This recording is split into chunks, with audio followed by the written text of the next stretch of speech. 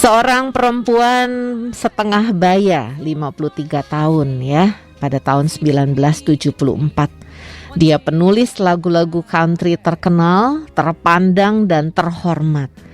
Turun di sebuah gereja kecil pada satu hari dari mobil Cadillac-nya dengan pakai mantel bulu-bulu dan bersinar dengan permata yang dia pakai gitu. Dia berhenti di gereja kecil dan berkata kepada pendeta muda yang ada di gereja itu, "Saya pengen bicara," katanya, "karena saya punya masalah." Si pendetanya berkata, "Kelihatannya kamu gak punya masalah keuangan." "Iya," kata perempuan itu. "Dan kelihatannya juga kamu sehat." "Iya juga," kata perempuan itu. "Lah terus apa masalahmu?" Terus perempuan itu bilang, "Saya juga gak tahu," katanya begitu, "tapi saya perlu bicara." Akhirnya dia mengakui, ketika dia bicara dengan pendeta muda itu, akhirnya dia mengakui bahwa dia punya keterikatan kepada alkohol. Dan dia tahu juga bahwa suaminya juga punya keterikatan yang sama terhadap alkohol. Dan suaminya ternyata ketahuan selingkuh begitu. Pernikahan mereka ada di ujung tanduk. Ibunya baru saja meninggal. Kemudian partner bisnisnya juga baru saja meninggal.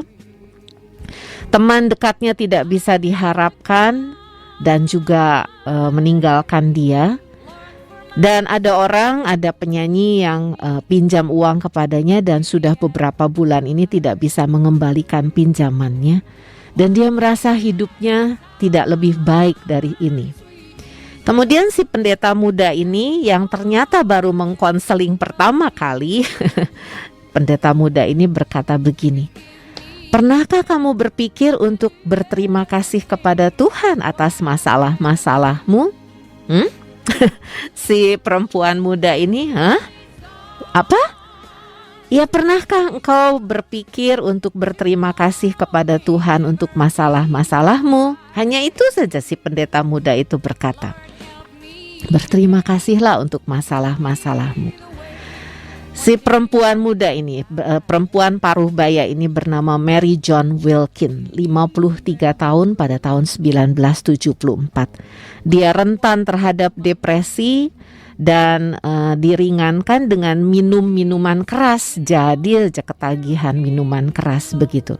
Dan dia mencoba beberapa kali bunuh diri dalam keadaannya yang terkenal, terpandang dan terhormat, dan dalam keadaan ekonomi yang sama sekali tidak punya masalah dan sehat begitu.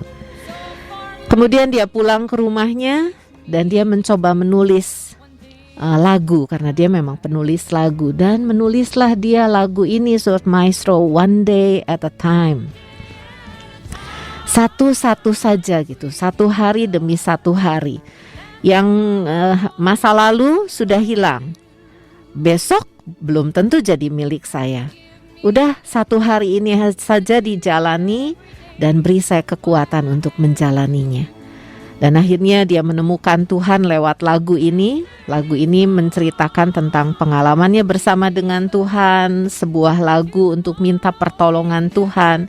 Dan lagu ini juga menjadikan dia berjumpa dengan Tuhan.